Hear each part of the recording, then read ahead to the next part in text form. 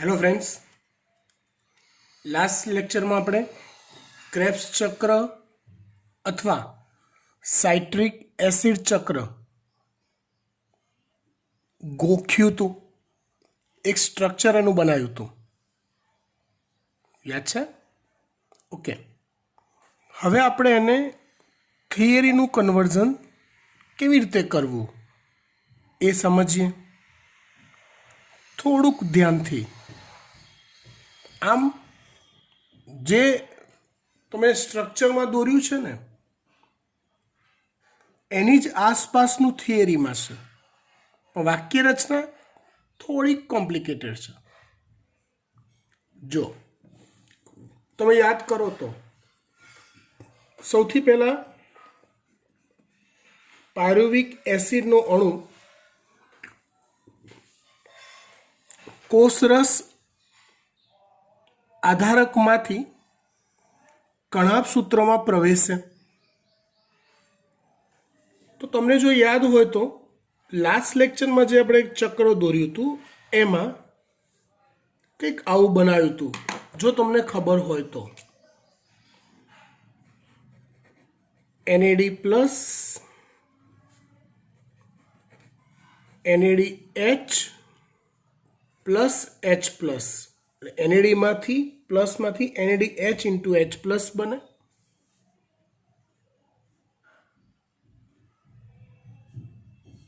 CO2 નો અણુ દૂર થાય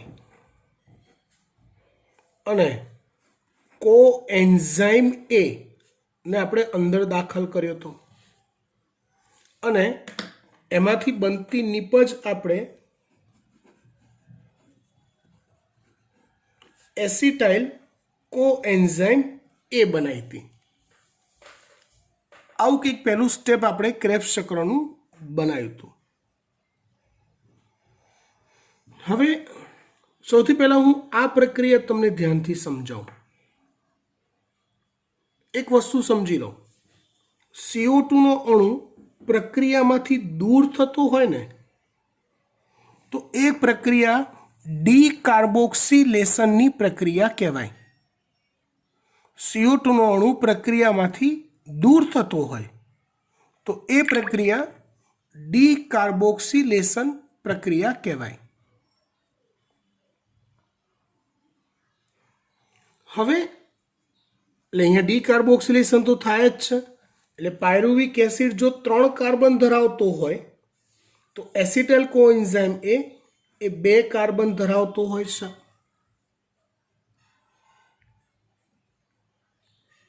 અહીંયા NAD પ્લસમાંથી NADH into H plus કર્યું છે.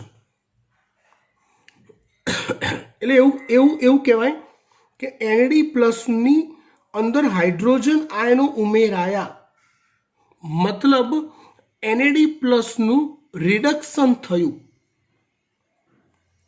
તો NAD પ્લસનું રિડક્શન થયું, ઇટ મીન્સ કોઈકે પોતાના, એટલે અહીંયા હું એવું કહું છું કે પાયરુવિક એસિડ એ 2H પ્લસ અને 2 ઇલેક્ટ્રોન માઇનસ ગુમાવે છે. એટલે કે પાયરુવિક એસિડનું ઓક્સિડેશન થાય છે.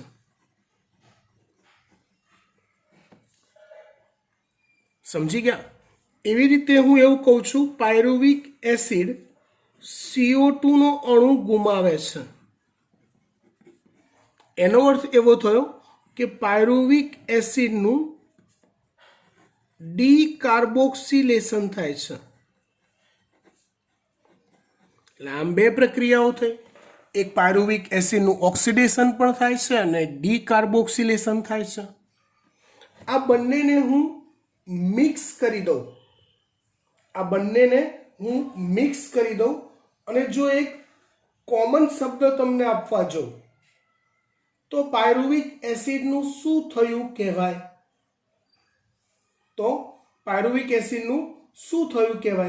વિચારો તો પાયરુવિક એસિડનું ઓક્સિડેટિવ ડીકાર્બોક્સિલેશન થયું કહેવાય.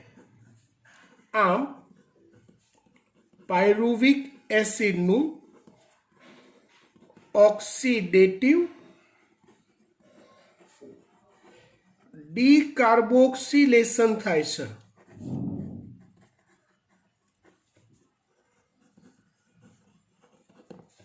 એટલે pyruvic acid 2H + 2 electron minus ગુમાવે છે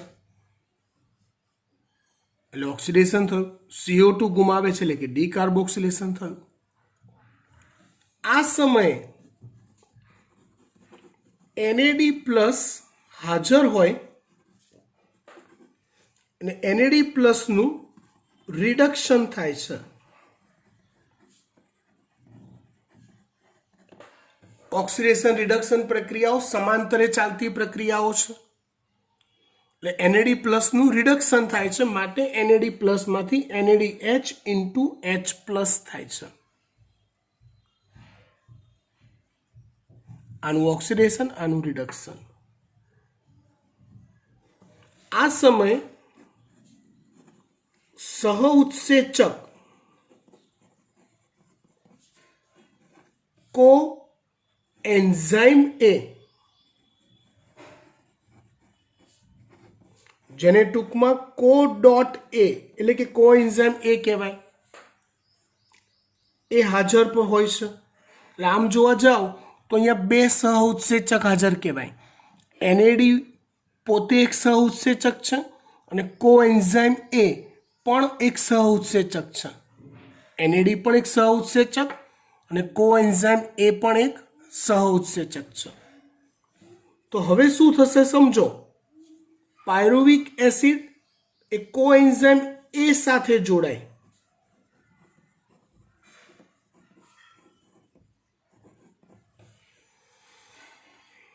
એ જોડાય એ સમયે એક ઉત્સેચક હાજર હોય, જેને પાયરુવેટ ડિહાઇડ્રોજિનેઝ કહેવાય.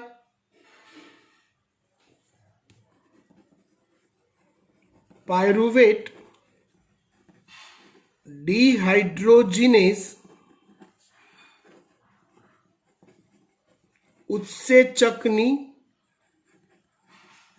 હાજરીમાં આ પ્રક્રિયા થાય. કોની જોડાવાની? પાયરુવિક એસિડ સાથે કોએન્ઝાઇમ A ની જોડાવાની પ્રક્રિયા થાય. પ્લસ આ પ્રક્રિયા થતી હોય એ સમયે Mg2+ આયન પણ હાજર હોવો જરૂરી છે. કયો આયન? Mg2+ આયન હાજર હોવો અનિવાર્ય છે. એટલે આ પ્રક્રિયાનું જો તમે સમીકરણ સ્વરૂપ આપો તો કંઈક આવું થાય. સમજો બરાબર. Pyruvic acid plus coenzyme A plus NAD+ gives Mg2+ ની હાજરીમાં પ્રક્રિયા થાય અને ઉત્સેચક હાજર હોય પાયરુવેટ ડિહાઇડ્રોજિનેઝ. ઉત્સેચક હાજર હોય પાયરુવેટ ડિહાઇડ્રોજિનેઝ. તો શું બને? તો કે આ બંને જોડાઈ જાય. પાયરુવિક એસિડ અને કોએન્ઝાઇમ એમાંથી બને છે એસિટાઇલ કોએન્ઝાઇમ A. પાયરુવિક એસિડના 3 કાર્બન છે. એસિટાઇલ કોએન્ઝાઇમ A બને પ્લસ CO2 નો અણુ દૂર થાય એટલે નિપજમાં આવે અને NAD+ ની જગ્યાએ બને NADH × H+. NADH × H+. એટલે NAD નું રિડક્શન થઈ ગયું, પાયરુવિક એસિડનું ઓક્સિડેશન થઈ ગયું, પાયરુવિક એસિડનું ડીકાર્બોક્સિલેશન થઈ ગયું. આ રીતે એસિટાઇલ કોએન્ઝાઇમ A બને. આ રીતે બને. ક્રેબ્સ ચક્ર અથવા સાઇટ્રિક એસિડ ચક્રની શરૂઆત એસિટાઇલ કોએન્ઝાઇમ A બનવા પછી થાય. એટલે એસિટાઇલ કોએન્ઝાઇમ A એ બનવો જરૂરી છે. શેના માટે? ક્રેબ્સ ચક્ર રચવા માટે. લાસ્ટ ટાઈમનું ચક્ર તમારી સામે હાજર કરું. જુઓ, પાયરુવિક એસિડ એનું ઓક્સિડેશન, CO2 દૂર થયો, ડીકાર્બોક્સિલેશન. પાયરુવિક એસિડનું ઓક્સિડેશન અને ડીકાર્બોક્સિલેશન. એ સમયે NAD આ પણ એક સહઉત્સેચક છે, હાજર હોય, એનું રિડક્શન થઈ જાય, NADH બની જાય. બીજો સહઉત્સેચક હાજર હોય કોએન્ઝાઇમ એ પાયરુવિક એસિડ સાથે જોડાય, એસિટાઇલ કોએન્ઝાઇમ એ બને, CO2 દૂર થાય, NAD નું રિડક્શન થાય. યસ, હકીકતમાં સાઇટ્રિક એસિડ ચક્ર અથવા ક્રેબ્સ ચક્ર ની શરૂઆત સાઇટ્રિક એસિડથી થાય છે, પણ એ સાઇટ્રિક એસિડ બનવા માટે આ એસિટાઇલ કોએન્ઝાઇમ એ પહેલા રચાવવો જરૂરી છે. પાયરુવિક એસિડ કણાભ સૂત્રના આધારકમાં આવી જાય અને એના પર આટલી પ્રક્રિયા થઈ અને એસિટાઇલ કોએન્ઝાઇમ બને. એટલે જો તમને સ્ટ્રક્ચર બનાવતા આવડે ને એમાં આટલું ડ્રો કરતા આવડે તો મેં જે કીધી એ સ્ટોરી લખતા આવડે. ડન? પાકું? ઓકે, આગળ વધીએ. હવે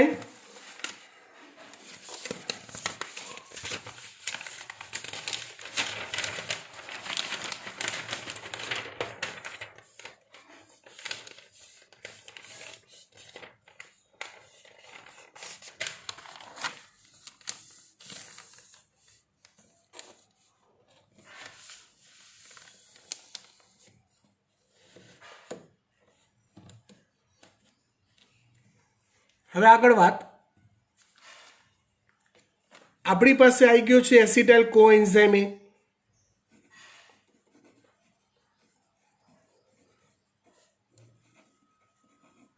બે કાર્બન વાળો આર.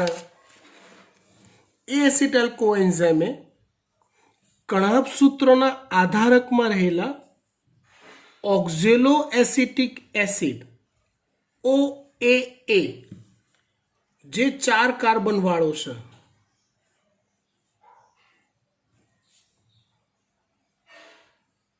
કેટલા કાર્બન વાળો છે? 4. એસિટાઇલ કોએન્ઝાઇમમાં કેટલા કાર્બન? 2.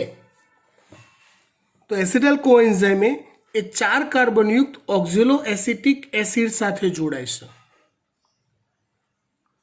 અને જોડાવાથી 6 કાર્બન યુક્ત, આના 4 કાર્બન, આના 2 કાર્બન, ટોટલ કેટલા કાર્બન?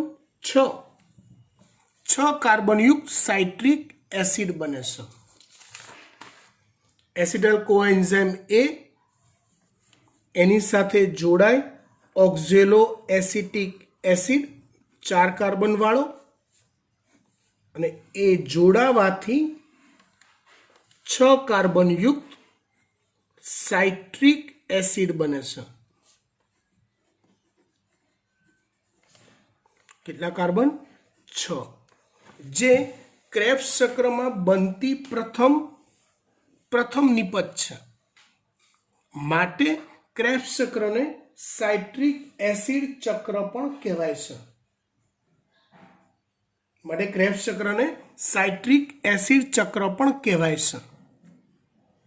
પણ ચોપડીમાં ચાર્ટમાં આપ્યું નથી, ચોપડીની અંદર આપેલા ચાર્ટમાં, પણ આ બંનેના જોડાવાની સાથે સાથે અંદર પાણીનો અણુ ઉમેરાવો પણ જરૂરી છે. શું ઉમેરાવો જરૂરી છે? પાણીનો અણુ. અને એનાથી સાઇટ્રિક એસિડ પછી બને છે.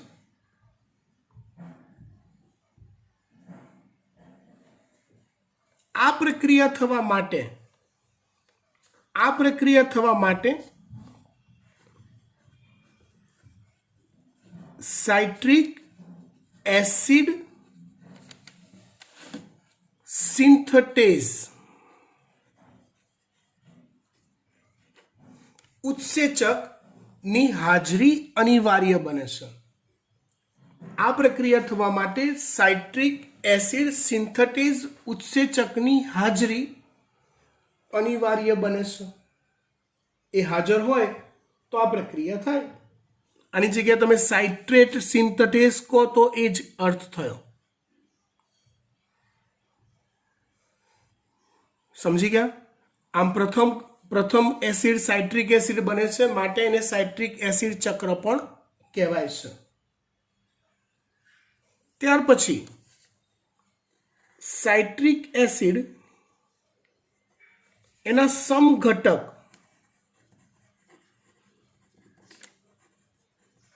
આઇસોસાઇટ્રિક એસિડમાં ફેરવાય છે. ચોપડીના સ્ટ્રક્ચરમાં એનો ઉલ્લેખ નથી કર્યો, પણ થિયરીમાં ઉલ્લેખ કર્યો છે. આઇસોસાઇટ્રિક એસિડ એ સાઇટ્રિક એસિડનો સમઘટક છે. સમઘટક એટલે શું? તો કે એમના અણુસૂત્રો સમાન હોય પણ બંધારણીય સૂત્ર ભિન્ન હોય. ગ્લાયકોલિસિસમાં આ શબ્દ આવી ગયો. સમઘટક એટલે શું? તો જેના અણુસૂત્રો સમાન હોય પણ બંધારણીય સૂત્ર જુદા જુદા હોય, એને સમઘટક અથવા આઇસોમર કહેવાય. આ પ્રક્રિયાને આઇસોમરાઇઝન કહેવાય. સમઘટકનું નિર્માણ થયું એમ કહેવાય. અને ગુજરાતી કેવું હતું? સમઘટકતાકરણ કહેવાય. સમઘટકતાકરણ કહેવાય. કયું કરણ કહેવાય? સમઘટકતાકરણ. આ રીતે આઇસોસાઇટ્રિક એસિડ બને. હવે એ આઇસોસાઇટ્રિક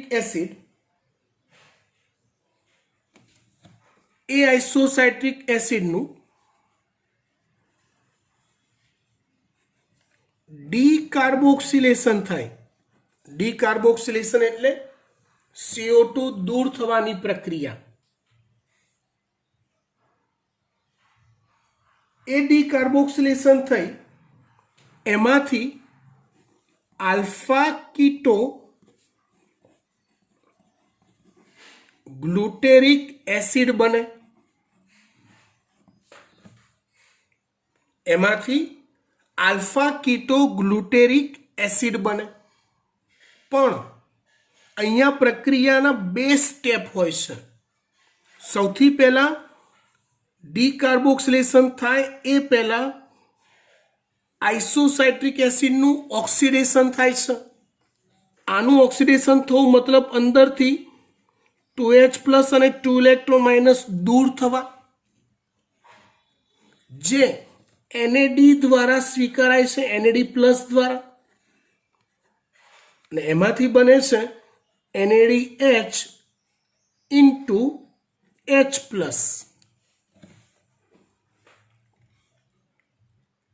એક તબક્કામાં ઓક્સિડેશન થયું આઇસોસાઇટ્રિક એસિડનું.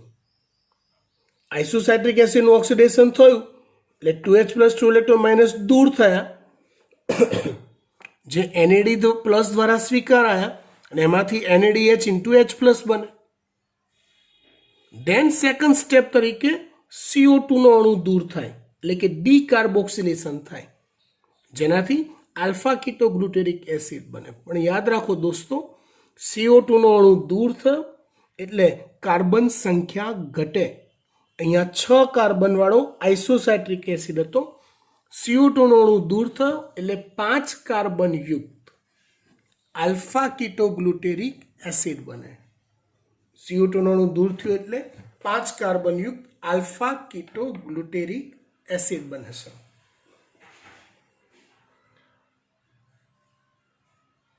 આ આલ્ફા કીટો ગ્લુટેરિક એસિડ બને, એમાંથી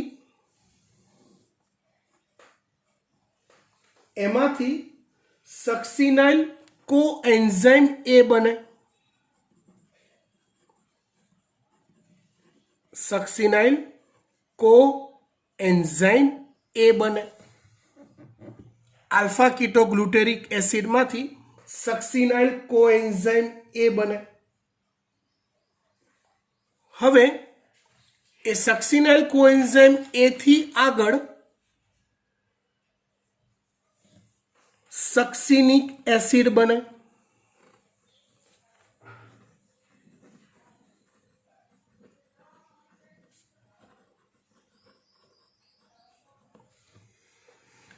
હવે સક્સિનલ કોએન્ઝાઇમ એ જે છે, સક્સિનલ કોએન્ઝાઇમ એ જે છે એ 5 કાર્બન વાળો, સમજો, સોરી, આલ્ફા કીટોગ્લુટેરિક એસિડ 5 કાર્બન વાળો, એમાંથી સક્સિનલ કોએન્ઝાઇમ એ બને 4 કાર્બન વાળો આવે. એટલે અહીંયા કઈ પ્રક્રિયા થતી હોવી જોઈએ? કઈ? તો કે CO2 દૂર થવાની પ્રક્રિયા.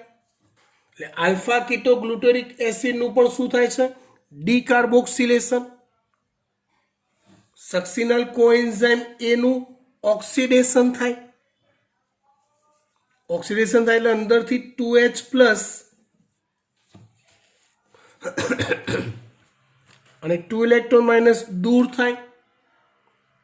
આ 2H પ્લસ 2 ઇલેક્ટ્રોન માઇનસ દૂર થયા એ પણ NAD દ્વારા સ્વીકારાય, NAD પ્લસ દ્વારા, અને એ શેમાં ફેરવાય? NADH ઇન્ટુ H પ્લસમાં ફેરવાય.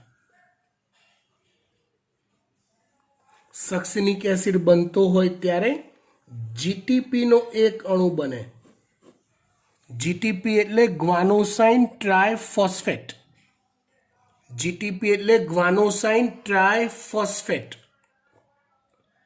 જેમ આપણે ATP કહીએ ને તો એડિનોસાઇન ટ્રાયફોસ્ફેટ થાય, એટલે એમાં નાઇટ્રોજન બેઝ એડેનિન હોય. એવી રીતે આ છે ગ્વાનોસાઇન ટ્રાયફોસ્ફેટ, જેમાં નાઇટ્રોજન બેઝ ગ્વાનિન હોય. તો એ GTP GDP માં ફેરવાય. GTP GDP માં એટલે ગ્વાનોસાઇન ડાયફોસ્ફેટમાં ફેરવાય. અને એ ઉર્જા ATP માં સંગ્રહ પામે એટલે ADP ATP માં ફેરવાય. ટૂંકમાં એક ATP નું નિર્માણ થાય. ચોપડીમાં આપેલું જે ચક્ર છે એમાં આટલી વસ્તુ રિવાઇઝ કરી લઈએ ફરી એકવાર, એટલે બહુ લોચા પડે નહીં, બહુ બધું ભેગું ના થઈ જાય. સમજવાનું ધ્યાન આપજો. સૌથી પહેલાં તમે મનમાં પ્રક્રિયાઓ બોલતા જજો, એટલે તમારા મગજ એ પ્રક્રિયાઓ તમને આવડતી ગઈ, ઇટ મીન્સ તમને થિયરી આવડી ગઈ એવું સમજવાનું. સૌથી પહેલાં પાયરુવિક એસિડનો અણુ કોષરસ આધારકમાંથી કણાભ સૂત્રમાં પ્રવેશે છે. એ કણાભ સૂત્રના આધારકમાં એ પાયરુવિક એસિડનું ઓક્સિડેટિવ ડીકાર્બોક્સિલેશન થાય છે. એટલે સમજો, જ્યાં જ્યાં NAD પ્લસમાંથી NADH into H plus આવે ને, ઇટ મીન્સ મુખ્ય પ્રક્રિયકનું ઓક્સિડેશન થયું અને NAD પ્લસનું રિડક્શન થયું એમ કહેવાય. CO2 દૂર થાય એટલે ડીકાર્બોક્સિલેશન થયું. પાયરુવિક એસિડનું ઓક્સિડેટિવ ડીકાર્બોક્સિલેશન થાય છે. આ સમયે સહઉત્સેચક NAD પ્લસ અને કોએન્ઝાઇમ એ હાજર હોય છે. NAD પ્લસ રિડક્શન પામી NADH ઇન્ટુ H પ્લસમાં ફેરવાય છે. પાયરુવિક એસિડ કોએન્ઝાઇમ એ સાથે જોડાઈ 2 કાર્બનયુક્ત એસિટાઇલ કોએન્ઝાઇમ એ બનાવે છે. આ એસિટાઇલ કોએન્ઝાઇમ એ કોષ કણાભ સૂત્રોના આધારકમાં રહેલા ઓક્ઝેલો એસિટિક એસિડ સાથે જોડાય છે અને 6 કાર્બનયુક્ત સાઇટ્રિક એસિડ બને છે, જે ક્રેબ્સ ચક્રનો પ્રથમ એસિડ છે, માટે એને સાઇટ્રિક એસિડ ચક્ર પણ કહેવાય છે. પણ પ્રક્રિયામાં પાણીનો એક અણુ ઉમેરાય છે, એ ભૂલાય નહીં. સાઇટ્રિક એસિડ એના સમઘટક આઇસોસાઇટ્રિક એસિડમાં ફેરવાય છે. આ પ્રક્રિયાને આઇસોમરાઇઝન અથવા સમઘટકીકરણ કહેવાય છે. આ પ્રક્રિયાને આઇસોમરાઇઝન અથવા સમઘટકીકરણ પ્રક્રિયા કહેવાય છે.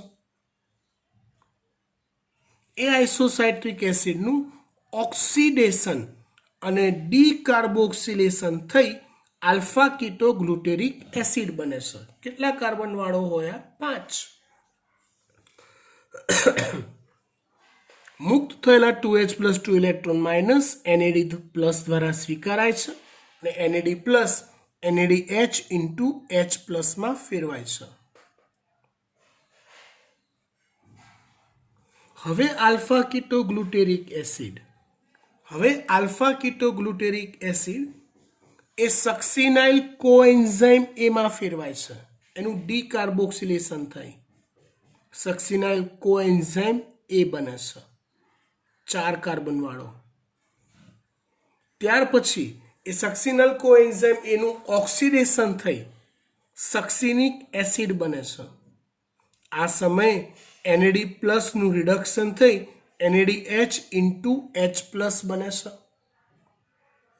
પ્રક્રિયા દરમિયાન મુક્ત થતી ઉર્જા GTP સ્વરૂપે નિર્માણ પામે છે. એ GTPનું GDPમાં રૂપાંતરણ થાય અને આ સમયે ADP ATPમાં ફેરવાય છે. આમ એક ATPનો અણુ મળે છે. પ્રાપ્ત થાય છે. આ રીતે 4 કાર્બનયુક્ત સક્સિનિક એસિડ મળી જાય છે. એસિડનો એક અણુ મળી જાય છે. આ જે એટીપી મળ્યો ને એ કણાભ સૂત્રના આધારકમાં બન્યો કહેવાય. ક્યાં બન્યો કહેવાય? કણાભ સૂત્રના આધારકમાં. એટલે આ એટીપી નિર્માણની ક્રિયાને કણાભ સૂત્રના આધારકમાં થતી એટીપી નિર્માણની ક્રિયાને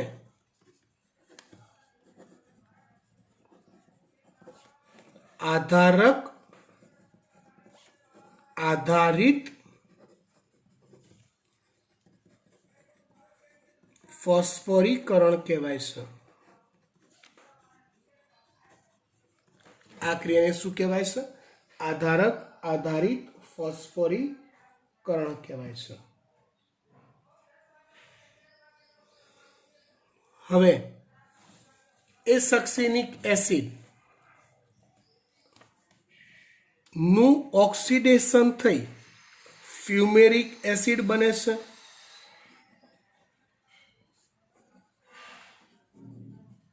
સક્સિનિક એસિડનું ઓક્સિડેશન થઈ ફ્યુમેરિક એસિડ બને છે. સમજો 4 કાર્બન વાળો. એ ફ્યુમેરિક એસિડમાંથી અહીંયા ઓક્સિડેશન થાય છે એટલે અહીંયા FAD+ નું રિડક્શન થાય છે એટલે FADH ઇન્ટુ H+ બને છે. હવે ફ્યુમેરિક એસિડ મેલિક એસિડમાં ફેરવાય છે.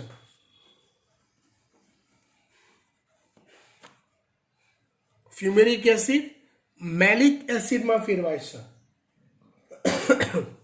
અને એ મેલિક એસિડનું ઓક્સિડેશન થયું એટલે અંદરથી 2H+2 ઇલેક્ટ્રોન માઇનસ દૂર થવા જે ફરી પાછા NAD+ દ્વારા સ્વીકારાય છે અને NAD+ એમાં ફેરવાય છે NADH ઇન્ટુ H+ માં ફેરવાય છે અને એ ઓક્સિડેશન થતાં ઓક્ઝેલો એસિટિક એસિડ બને છે. આ પ્રક્રિયામાં અંતે ઓક્ઝેલો એસિટિક એસિડ બનવો અનિવાર્ય છે. પ્રક્રિયાના અંતે ઓક્ઝેલો એસિટિક એસિડ બનવો કમ્પલસરી છે. કેમ કે જો એ બનશે તો જ નવું ક્રેબ્સ ચક્ર ચાલુ થશે. કેમ કે ઓક્ઝેલો એસિટિક એસિડ એ મુખ્ય પ્રક્રિયક છે. ફરી શરૂ થતા ક્રેબ્સ ચક્ર માટે એસિટાઇલ કોએન્ઝાઇમ એ સાથે જોડાશે અને તો જ સાઇટ્રિક એસિડનો અણુ બનશે.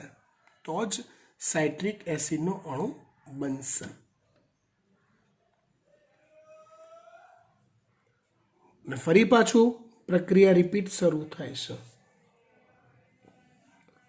એટલે તમે જો ગણતરી માંડવા જાઓ આખી પ્રક્રિયાની, હું ખાલી સાઇટ્રિક એસિડ ચક્ર કહું, ખાલી ક્રેબ્સ ચક્ર કહું, તો આખા ક્રેબ્સ ચક્રમાં કેટલા એનએડીનું રિડક્શન થયું એમ કહેવાય ચક્રમાં? જુઓ તો, આ એક એનએડી, આ બીજો એનએડી, આ ત્રીજો એનએડી, એટલે આખા ચક્રમાં 3 એનએડી. પણ જો તમે પાયરુવિક એસિડથી શરૂ કરો છો તો 1 એનએડી, 2 એનએડી, 3 એનએડી અને આ 4 એનએડી. ટોટલ 4 એનએડીનું રિડક્શન આખા પાયરુવિક એસિડથી નિપજ બને ત્યાં સુધીમાં થાય. કેટલા એનએડી કીધા આપણે?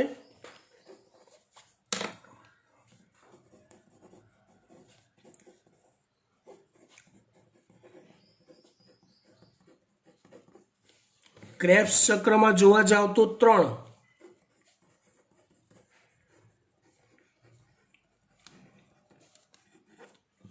અને પાયરુવિક એસિડથી શરૂ કરો તો 4. ચલો એવી રીતે એફએડીની વાત કરીએ.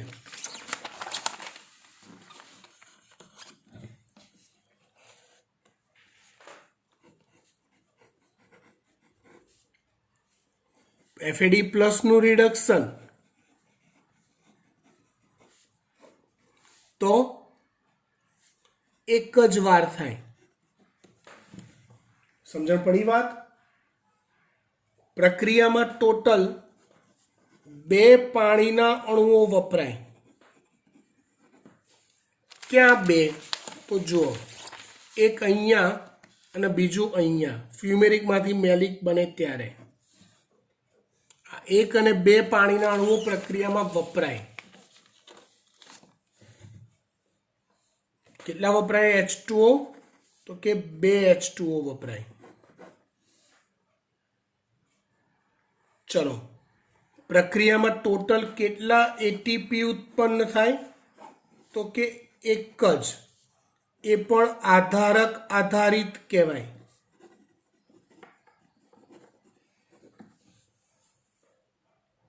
અને છેલ્લે એ વિચારો CO2 ના કેટલા અણુઓ મુક્ત થયા?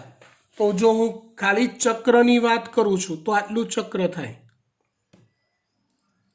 તેમાં 1 CO2, આ 2 CO2. પણ હું પાયરુવિક એસિડથી શરૂ કરું તો 1, 2 અને 3 CO2.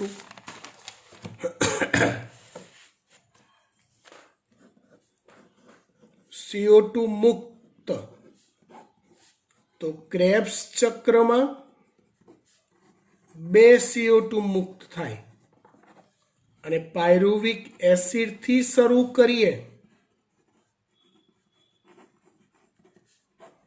તો 3 CO2 ના અણુઓ મુક્ત થાય. ક્રેબ્સ ચક્રમાં કેટલા CO2 મુક્ત થાય? 2.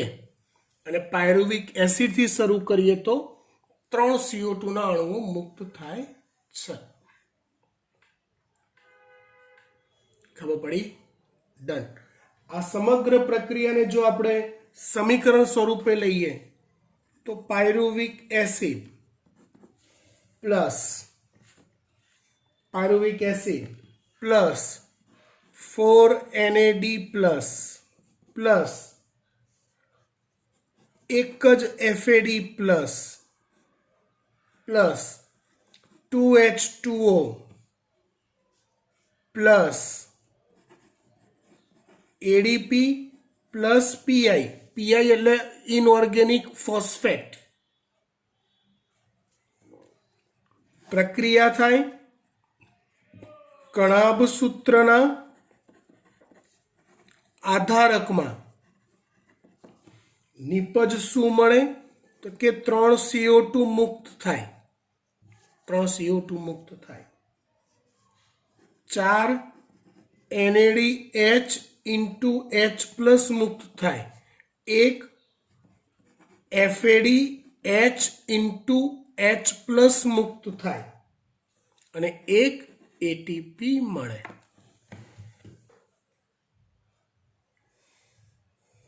જો બેટા, આમ આપણે ભણી રહ્યા છીએ જારક શ્વસન, પણ હજી તમે વિચારો પાયરુવિક એસિડનો ગ્લાયકોલિસિસની પ્રક્રિયા થાય તો ગ્લાયકોલિસિસને અંતે પાયરુવિક એસિડના 2 અણુ ઉત્પન્ન થાય.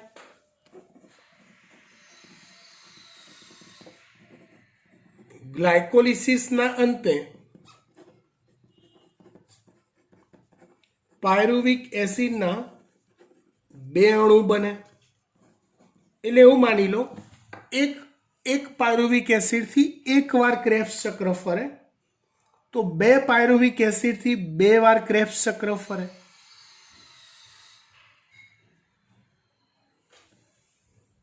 એટલે 2 વાર ક્રેબ્સ ચક્ર ફરે. આમ છતાં બી ઢગલાબંધ એટીપી મળ્યા એવું તમે ક્યાં જોયું? ગ્લાયકોલિસિસમાં યાદ કરો 2 એટીપીનો નફો થયો.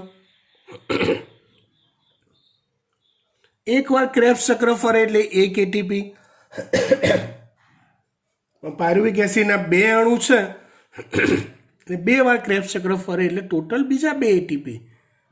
એટલે ખાલી હજી 4 જ એટીપી મળ્યા. અને બીજું, હજી સુધી કુલ 4 એટીપી જ મળ્યા. કેવી રીતે? તો યાદ કરીએ, ગ્લાયકોલિસિસમાં 2 એટીપીનો નફો, 1 ક્રેબ્સ ચક્ર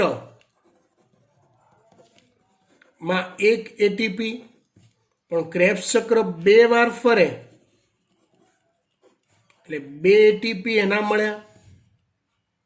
એટલે આ 2 એટીપી ને આ 2 એટીપી ટોટલ થયા કેટલા?